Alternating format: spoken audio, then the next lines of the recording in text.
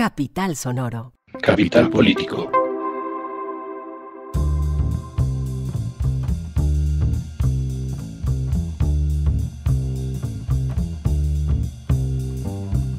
Capital Político es un podcast que se ocupa semana tras semana, 2 veces a la semana, de las noticias más importantes de Colombia, Bogotá y el mundo. Yo soy Santiago Rivas y nuestro temario hoy va a estar concentrado en 2 cosas. Para empezar, vamos a dedicarle completico el repaso a la caída de la reforma política. Es un tema importante que ya se había hablado. Como este es un podcast que pertenece a la franja de contenidos de Capital Ahora y a la franja editorial de Capital Ahora, que se llama Mesa Capital, nosotros en el lunes habíamos hecho ya un panel completo dedicado a la reforma política y conseguimos a los mismos invitados de lujo que tuvimos en el lunes para hacer este adelanto, esta puesta al día en el podcast Capital Político. Y vamos a terminar con un tema que es muy interesante y que fue mostrado, revelado, publicado por el diario El Espectador acerca del aumento de migrantes ecuatorianos a través del tapón del Darién, esta zona que conecta norte y sur, norte y centro de América,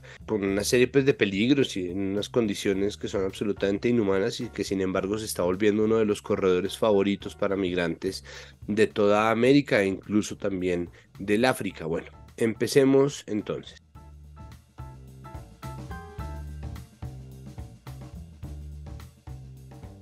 Como les dije, vamos a hablar en 2 entrevistas sobre la caída de la reforma política, el futuro político de este proyecto de ley que venía amparado por el gobierno, que fue convirtiéndose en algo que era irreconocible y que fue además rechazado por gran parte, la gran mayoría de quienes apoyamos en algún momento con nuestro voto al gobierno de Gustavo Petro. Y que marca pues una serie de precedentes. Queremos analizar qué fue lo que pasó y por eso se encuentra con nosotros el coordinador de Gobernabilidad y Democracia de la Fundación Pares Colombia, Esteban Salazar. Bienvenido una vez más a Capital Político. Muchísimas gracias como siempre. Santiago, y a toda la audiencia, muchísimas gracias por esta invitación nuevamente. Bueno, Esteban, ¿por qué se cayó la reforma política? ¿Qué fue lo que pasó? Bueno, retomando la hipótesis que habíamos discutido, sencillamente la luna de miel del gobierno de Gustavo Petro con el Congreso se acabó. Eso incluso salió a confirmarlo el propio ministro del Interior, Prada, quien dijo que efectivamente lo que había sido una intención muy noble de una reforma política que permitiera generar listas cerradas, paritarias,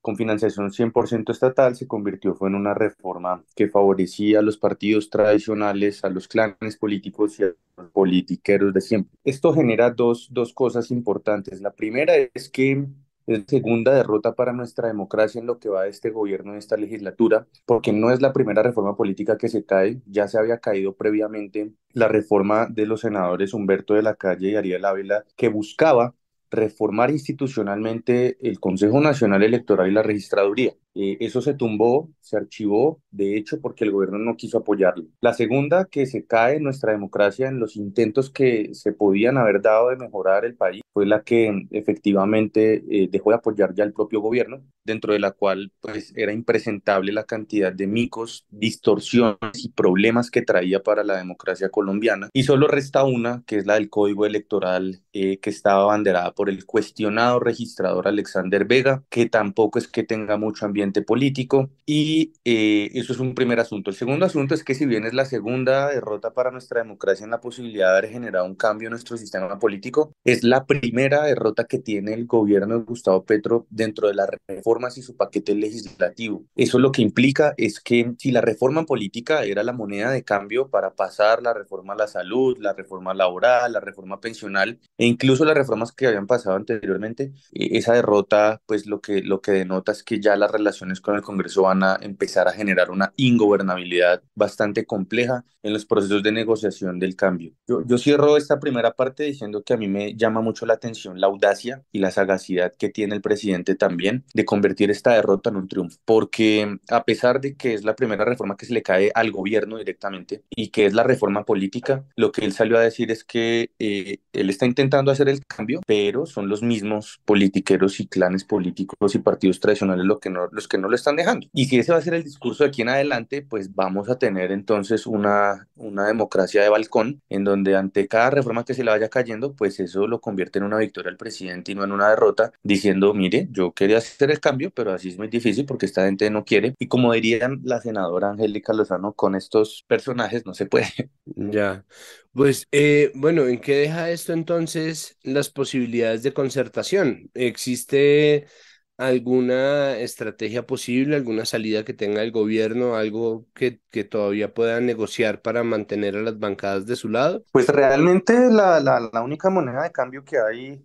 en la gobernabilidad en Colombia, por fuera de lo que se plantea en la academia, es burocracia, clientelismo, contratos y ajustes legislativos que le permitan mantener beneficios a los políticos de siempre. Y ese margen de negociación creo que cada vez pues, se ha reducido más porque el presidente ha cerrado filas respecto a este tema. Ya hemos visto que la participación en los ministerios, en las entidades públicas de los partidos tradicionales no es la que estaban acostumbrados. Y con la reforma política, pues el presidente prefirió sacrificar lo que era el espíritu de las buenas intenciones para evitar que se generaran mayores problemas. A mí me preocupa una cosa, el mismo ministro Prada decía que a él no le preocupaban los micos porque los micos eran un asunto de discusión y de capacidad de persuasión de los congresistas. Entonces, que por más micos que hubiera, el gobierno lo que tenía que hacer era enfrentar esos micos, cambiar la redacción y convencer a los otros de que los quitaran. Si renunciaron de entrada, quiere decir que entonces no tienen la capacidad suficiente para haber convencido a los de siempre de que era mejor una reforma política para proteger el interés general y no de los suyos. Una cosa, por ejemplo, Ariel Ávila, que presentó la reforma al Consejo Nacional Electoral, que se la quitaron, es decir, que tenía claro desde el comienzo, pues en dónde estaban los grandes vicios y en dónde estaban las falencias, los huecos del proyecto de ley de la reforma política. ¿Por qué termina apoyando este proyecto que sabía que podía valerle un golpe en lo que había construido como un prestigio y que lo había llevado también a participar en la política? Lo del tema del senador Ariel Ávila, si uno revisa cuál ha sido la trayectoria respecto al trámite de esta reforma política, desde el inicio él manifestó muchos reparos sobre los problemas que traía las algunas proposiciones que se habían hecho y cuando él firma el tema de lo que iba a ser esta proposición, él ni siquiera está discutiendo este tema esta semana. Él no estuvo porque está en Argentina atendiendo unos asuntos de protocolo. Y antes de irse, lo que se plantea es que él dice es mejor plantear la posibilidad de que se discuta la reforma y que se combatan estas proposiciones para salvar la reforma respecto al espíritu de las listas paritarias, las listas cerradas con algunos incentivos y la financiación predominantemente estatal. El senador Ariel Ávila, incluso desde el trabajo que hacíamos mucho antes en Pares, fuimos muy críticos de que cualquier reforma que se tenía que hacer tenía que salvaguardar hasta la última instancia la posibilidad de mantener un espíritu democrático que pudiera hacer eso. Lo que yo interpreto es que seguramente fue un error de cálculo respecto al hecho de que se tenía que ir a atender otros eventos. Firma la posibilidad dentro de la proposición de que se discuta y de que se combata y de que se eliminen estas cosas para salvaguardar el resto de la reforma. Pero, en efecto, pues lo que sucede ante la opinión pública es que queda un mensaje dentro del cual él lo que permite es no solo que se discuta, sino la posibilidad de que se continúe con una reforma que iba a ser perjudicial para el país porque no había mucha voluntad política incluso de que se retiraran los micos. Yo lo veo desde esa forma porque yo estuve siguiéndolo respecto al ejercicio que se hizo desde el Consejo Nacional Electoral, en donde también incluso yo participé en una audiencia pública y advertí que era necesario antes de una reforma política del Código Electoral hacer una reforma institucional y él estuvo siempre muy atento a poder llevar a cabo ese ejercicio. Ahora yo creo que ante la derrota de lo que sucedió en esa primera instancia y lo que es el trámite de esta reforma, el senador lo que planteó fue más bien la posibilidad de que se discutiera y como incluso planteó el mismo ministro Prada, se pudiera combatir esos micos para salvaguardar el resto de la reforma. Un cálculo que en efecto hoy lo tienen problemas ante la opinión pública y seguramente él tendrá que dar sus propias explicaciones si realmente fue un error de cálculo, si realmente él creía que había posibilidades de negociar eso, y más porque al final el gobierno mismo abandonó su propia reforma. ¿Qué va a pasar entonces con las reformas a la salud, la reforma pensional, la reforma laboral? Es decir, ¿cómo termina el fracaso en el diseño del juego político dañándole el juego político al gobierno? Los gobiernos tradicionalmente siempre tienen de los 4 años, un año de luna de miel con el Congreso, donde le pasan todas las reformas que quieran, y el segundo año se convierte en el año del Congreso, en donde el gobierno le devuelve el favor, y el tercer y cuarto año es la ingobernabilidad. Al presidente, lo que vemos en este momento es que de forma muy anticipada y con un catalizador tremendo, en 6 meses ya se le desbarató la coalición de gobierno. En principio, lo que tiene que haber es una revisión del estatuto de la oposición para saber si el partido de la U, el Partido Liberal y el Partido Conservador se van a mantener como gobierno porque están yéndose en contra de la agenda que establece el propio gobierno. Dos, sobre la reforma pensional, específicamente ya hubo una contrarreforma planteada por Vargas Lleras, por Cambio Radical, que en efecto le tocan sus propios intereses y después de 5 años de estar desaparecido vuelve al escenario a salvar este sistema bastante, digamos, cuestionable de las EPS y de nuestra salud. El Partido Conservador, el Partido Liberal y la U plantean otra contrarreforma y pues lo que hace el presidente Gustavo Petro es lanzar una reforma radical, negociar unos puntos y recoger una reforma medianamente moderada, pero que al final es una reforma. Yo creo que esa estrategia ya se ha desgastado y los partidos han salido a decir, pues no, yo ya no le apoyo es nada, ya no quiero es hacer nada porque esa estrategia no me tiene a mí contento, no los tiene contentos porque no tiene ninguna contraprestación. Y la reforma laboral, que ha sido la que ha sido tal vez la más aplaudida, incluso dentro de la cual favorece al general de contratistas por prestación de servicios, pues ya ha habido un ejercicio dentro del cual el Partido Conservador el día de ayer, el presidente Efraín Cepeda dijo que tampoco van a apoyarla, entonces queda cojo el apoyo mayoritario y pues la aplanadora del gobierno se fundió. Yo lo que veo aquí es que en la pensional falta ver cuál va a ser el apoyo al final de los partidos, pero el camino que queda es intentar recoger la posibilidad de que las reformas y los cambios que se hagan sean suficientes para que realmente haya un cambio.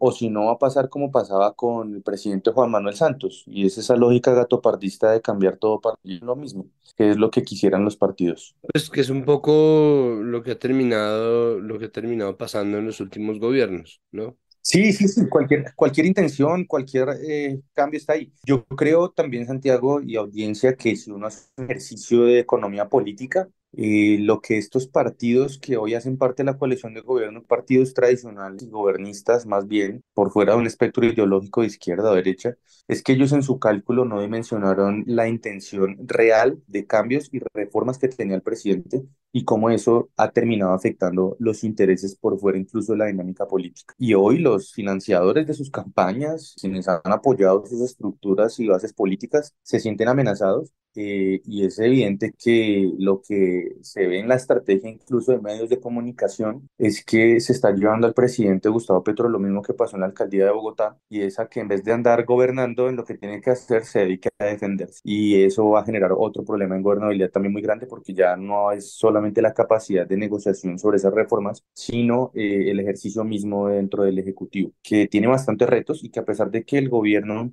dentro del Ejecutivo, sin el apoyo del Congreso, tenga un margen más reducido de acción, igual lo tiene y tiene que aprovecharlo. Y creo que en eso es donde también se debería centrar el gobierno. ¿Qué le queda entonces al gobierno? ¿Tiene alguna salida al interior del Congreso? ¿Qué tanto o sea, cuánto o qué tan probable es que en los próximos días se declaren ya de oposición la U, el liberal y el conservador? ¿Qué tan fácil entonces va a ser o qué tanto se va a volcar esto en los tarjetones ni en la pelea por conseguir gobiernos locales por parte de un gobierno que demostró tener igual una favorabilidad popular grande en las urnas? Yo creo que aquí hay un reordenamiento de fuerzas respecto al tema incluso de la oposición y la derecha para poder responder a esa pregunta, y es que hemos visto cómo vuelve al ruedo Vargas Lleras, Cambio Radical empieza a mantener una posición, se cambia la oposición más bien y establece una oposición más estructurada si se quiere. El fiscal Barbosa empieza a sabotear todo lo de paz total,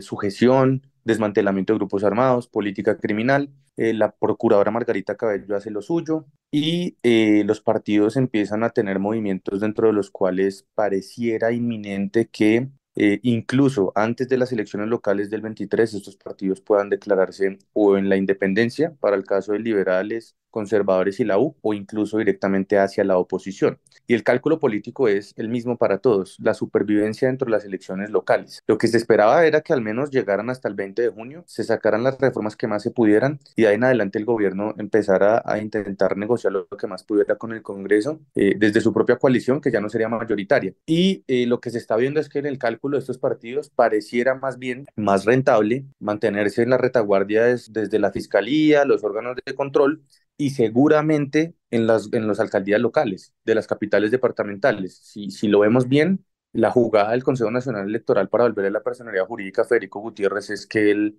ya prácticamente si se lanza a la alcaldía de Medellín la tiene lista. En Bogotá la izquierda no tiene cohesión, el centro izquierda tampoco ha logrado un personaje visible y hay una posibilidad de que la derecha o la centroderecha también tengan oportunidades. Y en Cali, pues la situación es todavía más incierta. Entonces, yo creo que la estrategia de esta gente va a ser volcarse hacia las alcaldías locales y los órganos dentro de los cuales todavía tienen influencia para hacerle contrapeso al presidente Gustavo Petro. Y eso es pues bastante complejo. Yo, el otro camino que veo es que dentro del Partido Liberal haya una decisión dentro de la cual quienes han retado a César Gaviria se aventen a apoyar al gobierno con los liberales progresistas que aún quedan ahí. Y el único temor que yo veo al interior del Partido Liberal es que se puedan quedar sin otorgamiento de avales para competir también. Y en la U, pues lo que vimos de las jugadas de Roy Barreras es que está más cercano a Dilian para garantizarle la gobernación del Valle. Bueno, pues Esteban, muchísimas gracias por acompañarnos otra vez. Muchas gracias. Era necesario que su merced viniera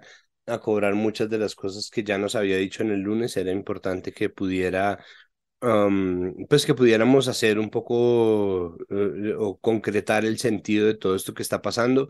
Vamos a ver, porque pues obviamente este resto de año pinta complicado para el gobierno de Gustavo Petro. Vamos a ver qué hace. No creo que tenga un pelo de bobo, entonces pues habrá que ver es con qué estrategia salen. Sí, sí, sí, sí. Yo incluso en el programa de Mesa Capital, cuando estuvimos allí, manifestaba que lo que yo veía era que seguramente se iba a caer esta reforma, pero que me preocupaba al final no era el tema de una reforma o las reformas que están en curso, sino la gobernabilidad misma del presidente Gustavo Petro, porque existió en las calles un anhelo del cambio, existió en la democracia electoral una mayoría que alentó ese cambio y que hoy se esté frustrando también por los mismos intereses de quienes han bloqueado las posibilidades de esas reformas, es muy lamentable en general para el país. Y habrá que confiar entonces en que el mismo presidente salga de estar tan ensimismado en su forma de gobernar y ojalá pueda recomponer este ejercicio, ojalá confiando en su audacia y la de su equipo, pues encuentren fórmulas para poder salir adelante en lo que se requiere y lo que la gente votó, pues que al final es ese cambio y esas reformas que se tienen que hacer y ojalá se hagan bien.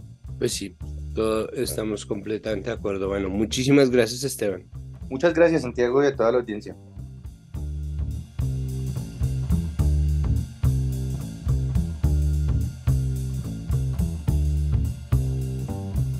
Continuando con nuestro tema sobre la reforma política y un poco cumpliendo la promesa de que esto iba a ser una extensión de lo que fue el episodio del lunes sobre la reforma política, se encuentra con nosotros Juliana Hernández, directora ejecutiva de la organización Artemisas. Juliana, bienvenida otra vez a Capital Político, siempre las puertas abiertas acá. Muchas gracias por aceptar nuestra invitación. Hola Santiago, muchas gracias por invitarme otra vez y por invitar a Artemisas a hablar sobre este tema. ¿Por qué cree usted que se cayó la reforma política? ¿Cree usted que es como mucha gente está diciendo porque la gente tiene fuerza y poder y este sí es un gobierno hecho para la gente?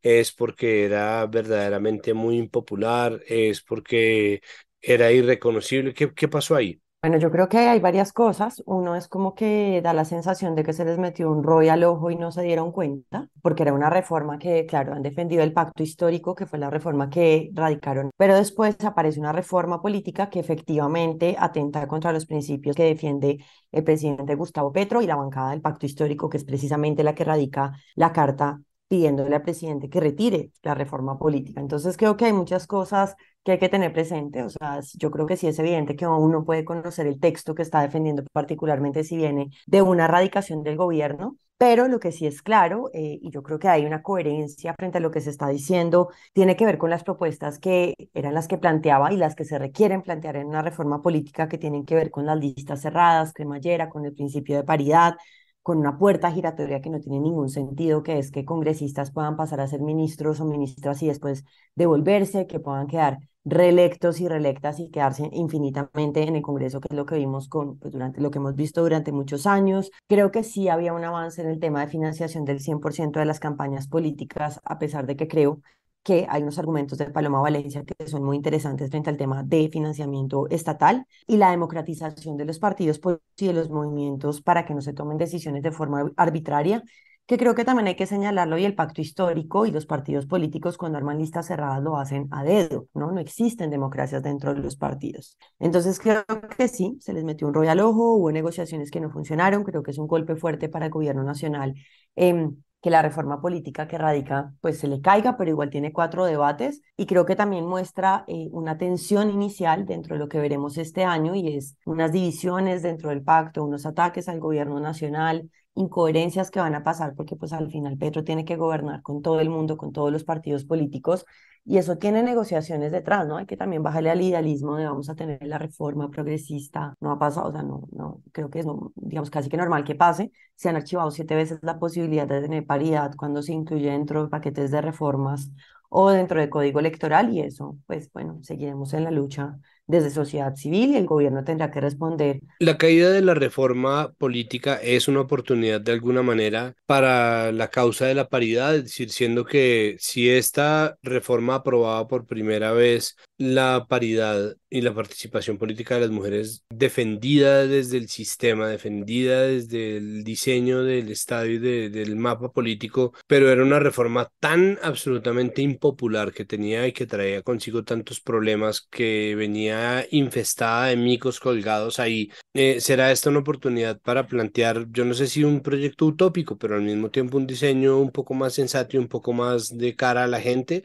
¿O eso es muy difícil y toca pegar? Es decir, son dos cosas separadas, ¿no? Yo creo que sí es una oportunidad, o sea, los temas que están saliendo al aire, que se están poniendo sobre la mesa, plantean una oportunidad, porque hay puntos en común con congresistas de la oposición, ¿no? Y yo creo que ahí hay una oportunidad también de conectarse desde ese lugar. Lo primero es que la paridad es casi que un tema ya ilegítimo no tenerlo dentro de una reforma política, y todo el palo que le están dando a las mujeres del pacto histórico, que rechazo rotundamente, no estoy de acuerdo con lo que está pasando y con lo que genera que en un espacio donde el 70% son hombres, que haya paridad, pues no le corresponde solamente a las mujeres, también hay manes que toman decisión, y este ejercicio de renovación de la reforma política tiene que incluir un ejercicio de acompañamiento, de movilización, de rodear que se democraticen los partidos políticos, de exigir que la paridad no sea un principio que quede como está en la Constitución Política de Colombia, sino que dentro de esas listas cerradas, que también tienen que aprobarse, para obligar a los partidos políticos, bueno, a los 80.000 que vamos a tener, a que presenten listas que tengan cremallera, hombre, mujer, ojalá estén encabezadas por mujeres,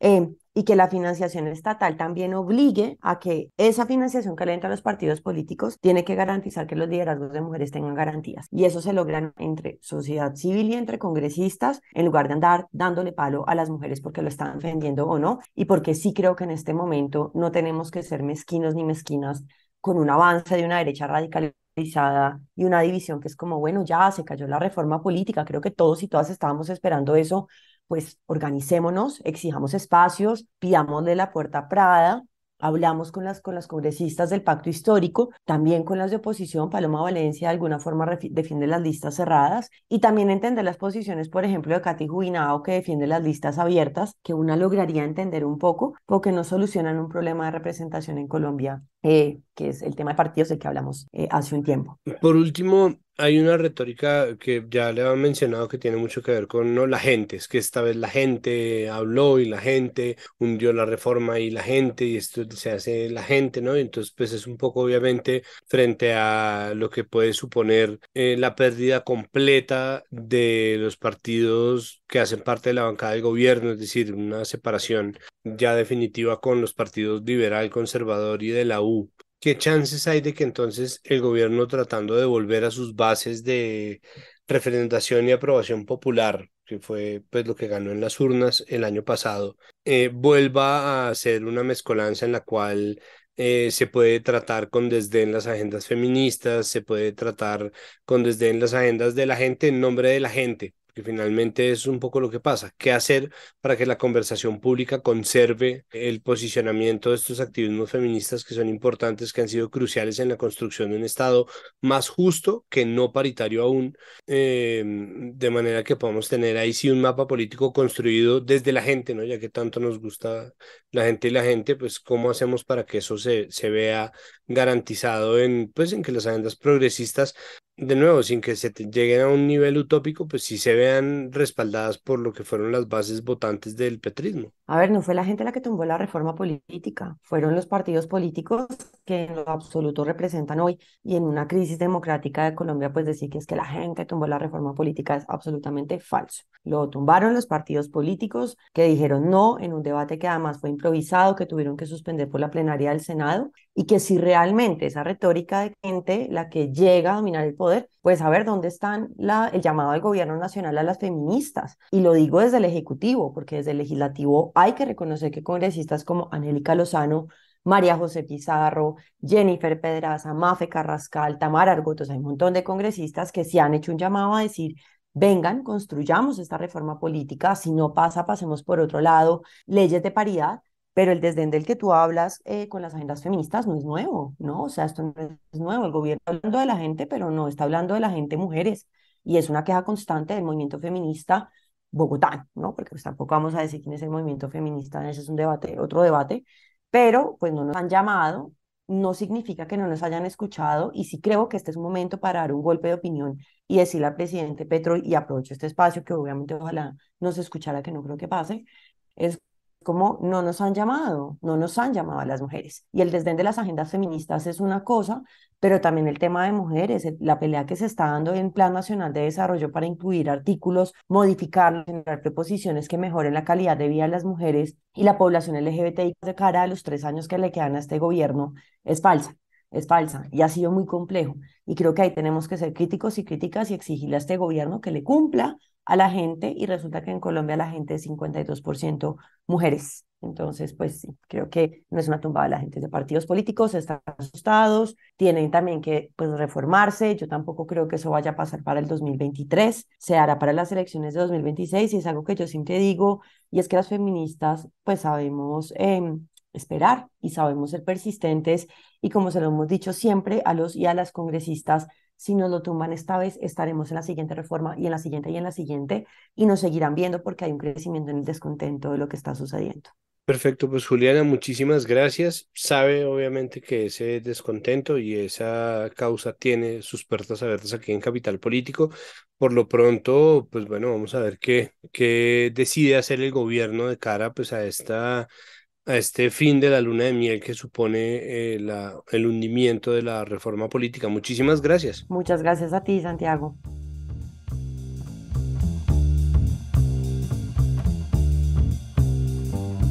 Nuestro segundo tema es un tema verdaderamente importante, tal vez no tan urgente como el acontecer político del Congreso del país o bueno, qué sé yo, pero que es un tema, pues bueno, es un tema contemporáneo verdaderamente urgente y verdaderamente difícil, que es la migración, más exactamente en términos de lo que pasa aquí en Colombia, la migración a través del tapón del Darién, al que se llega precisamente a través de nuestro país, y que nosotros habíamos tratado antes enfocados en la migración venezolana, pero existe un crecimiento exponencial de la migración de personas del Ecuador a través del tapón del Darién. Esto fue publicado inicialmente por el diario El Espectador, y para hablar sobre eso tenemos esta entrevista de Juan Pablo Conto con Gabriela Tiriat.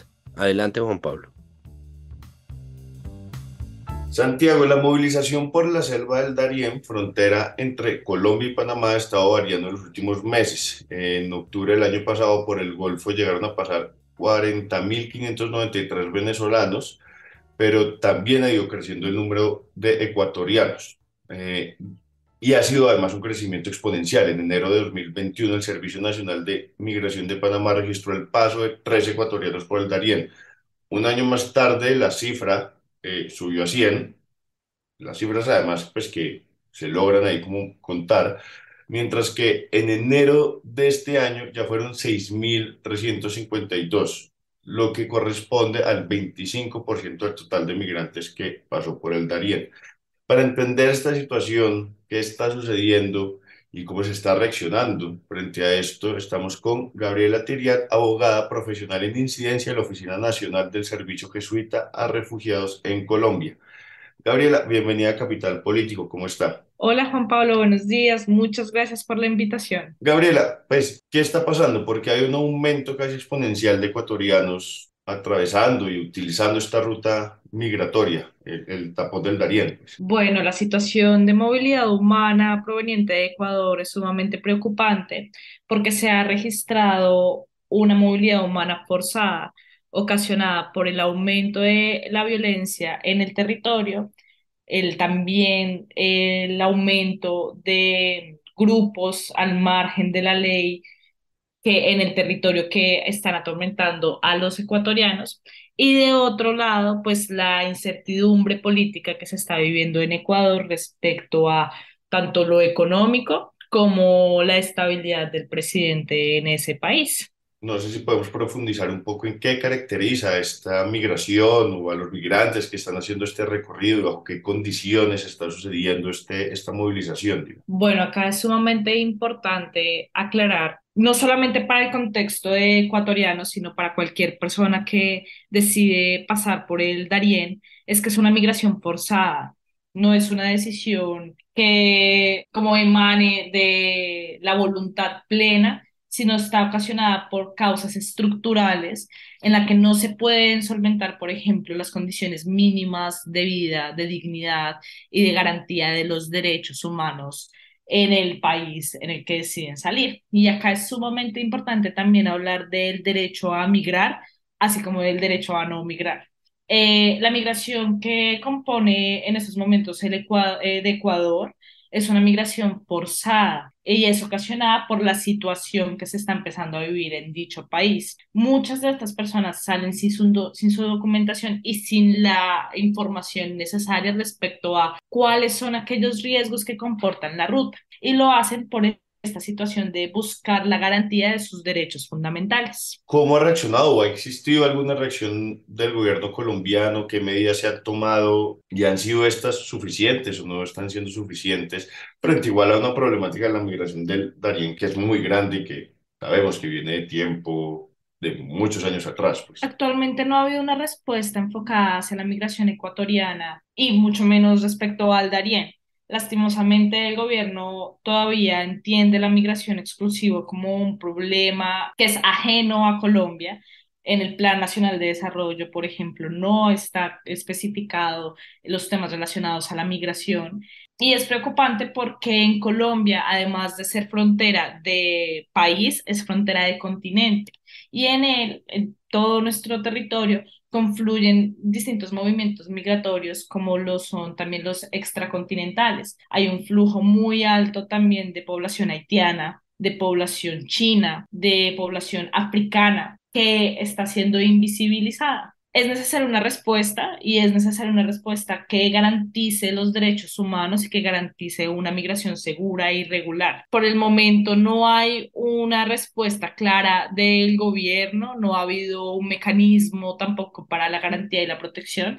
De hecho, en los monitoreos que se ha realizado se ha identificado algunas prácticas vulneratorias de derechos humanos, como por ejemplo la expulsión de migrantes dentro de los municipios que son aledaños al Darién y no una respuesta clara y concisa respecto a la protección de los derechos. Y lo más importante, Juan, es que estas personas son personas con necesidad de protección internacional y no hay una respuesta clara respecto a eso.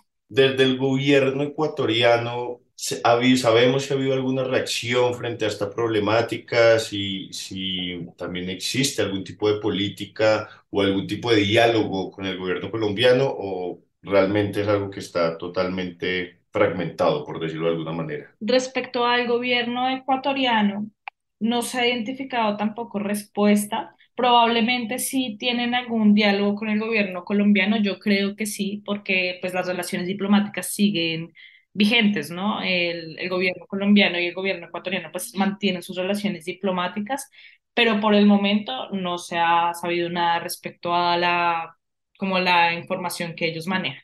¿Cómo y qué podría hacer el gobierno colombiano en términos como de política pública frente a esta problemática? Que repito, pues sabemos que no solamente incluye pues, a los ecuatorianos, sabemos el paso de los venezolanos, pero entonces, ¿cómo se puede reaccionar frente a esto para que además no sea un tema como que aparece en la agenda en un momento y después desaparece?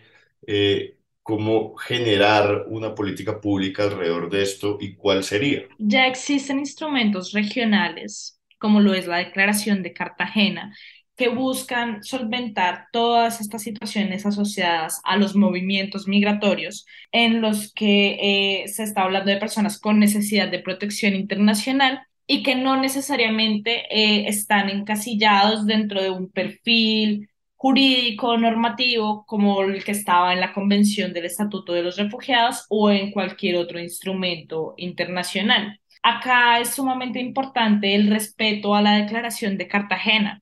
Ya estamos próximos a los 40 años de la declaración y es un momento crucial también para actualizar la respuesta del Estado en materia de política pública para la garantía de los derechos de la población que se encuentra en tránsito, así como las que buscan permanecer en el territorio. Hay muchas personas con necesidad de protección internacional que mientras que van buscando su ruta hacia el Darién, al final deciden quedarse en Colombia y quedan en un estado también de irregularidad. El reconocimiento de estos instrumentos regionales, así como la adecuación de una política integral migratoria que no solamente incluya el tema de integración, sino también el tema de protección internacional, va a generar una mayor garantía a sus derechos. Entonces, en definitiva, el camino sería empezar a reconocer estos instrumentos regionales de protección. Para darnos un poco de contexto, Gabriela, ¿qué dice esta declaración y cómo se podría actualizar?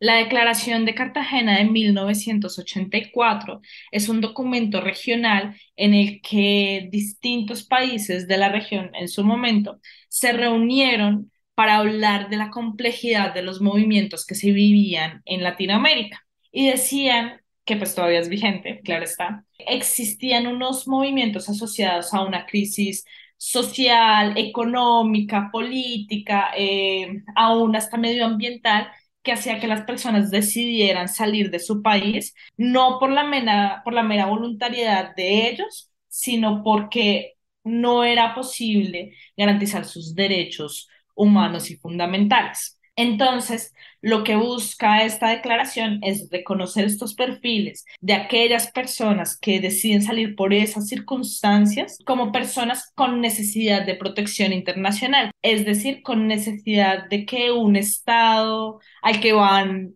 por el que van a pasar o por el que van a establecerse, los reconozca como sujetos de derechos y con una trayectoria, con una continuidad que permitió y que generó que ellos decidieran salir de su país y que no es asociado a lo que ellos querían, sino a la garantía y a la protección de, por ejemplo, poder tener las tres comidas diarias o, por ejemplo, poder acceder a salud o poder acceder a educación. Derechos fundamentales que en un principio parecen comunes, pero que en ciertas circunstancias asociadas a las dinámicas del continente no se pueden garantizar y por eso deciden migrar. Gabriela, ¿y cuáles son, de hecho, por qué es tan complicado esta migración forzada y qué, digamos, crímenes conexos o qué cosas pueden suceder en este contexto que, pues, que son lo que realmente también prende las alarmas en cuestión, pues, de vulneración a los derechos humanos?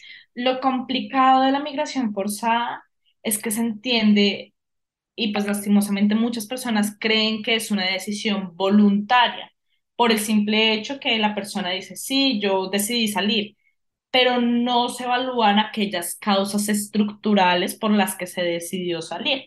Y no solo eso, Juan, sino que existen muchos casos en los que se vive primero un desplazamiento interno y después se vive esta migración internacional.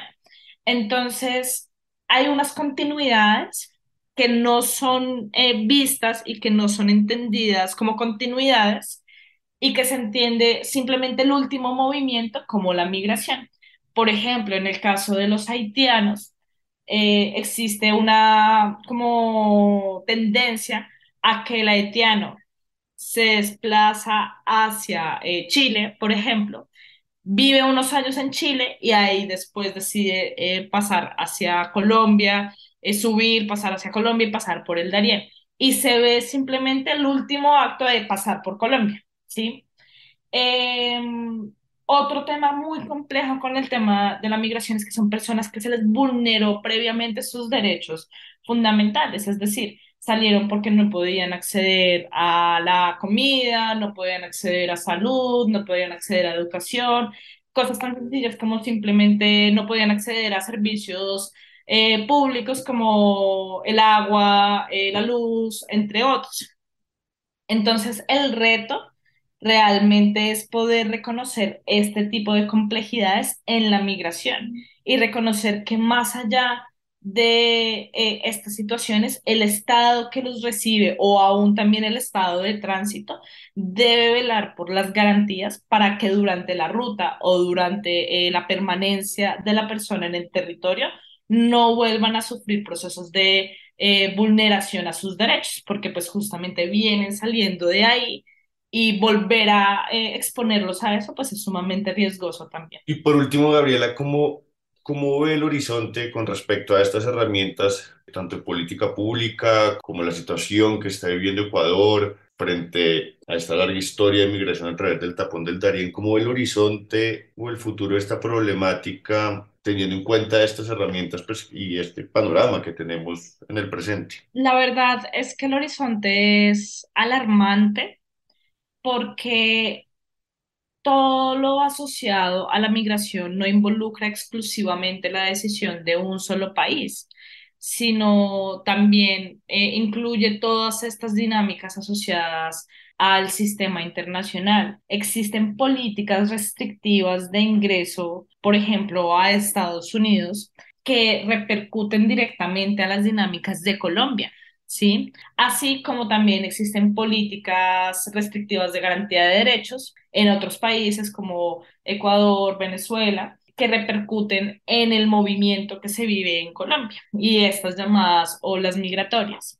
Entonces, es necesaria una coordinación regional para la atención a la migración, entendida no solamente como la integración del migrante, sino la atención adecuada para su protección y para la garantía de sus derechos. En ese sentido, es fundamental reconocer estos espacios de reunión entre los países en los que se puede empezar a avanzar en la protección de los derechos, pero claro está, sin la situación o sin la complejidad que usen esto como seguirlo disfrazando como un tema de integración, sino también de protección. Es necesario, en definitiva, generar un consenso regional y ya en el plano colombiano también empezar a reconocer, adecuar, adoptar todos estos instrumentos regionales que ya hablan de protección. Juan, es que éramos nosotros hace unos 10, 15 años los que migrábamos y ahora somos nosotros los que estamos recibiendo a esta migración y es necesario empezar a adecuar esa política migratoria también para ser receptores y responder con todas las garantías de los derechos. Gabriela, pues muchísimas gracias por aceptar la invitación a Capital Político. Es un tema del que seguro seguiremos conversando, precisamente por ese panorama que se pinta en el horizonte, pues ojalá en un futuro con mejores noticias al respecto. Claro que sí, Juan. Muchísimas gracias también por la invitación. Y bueno, acá desde el Servicio Jesuita a Refugiados de Colombia siempre estamos muy dispuestos a brindar toda la información necesaria.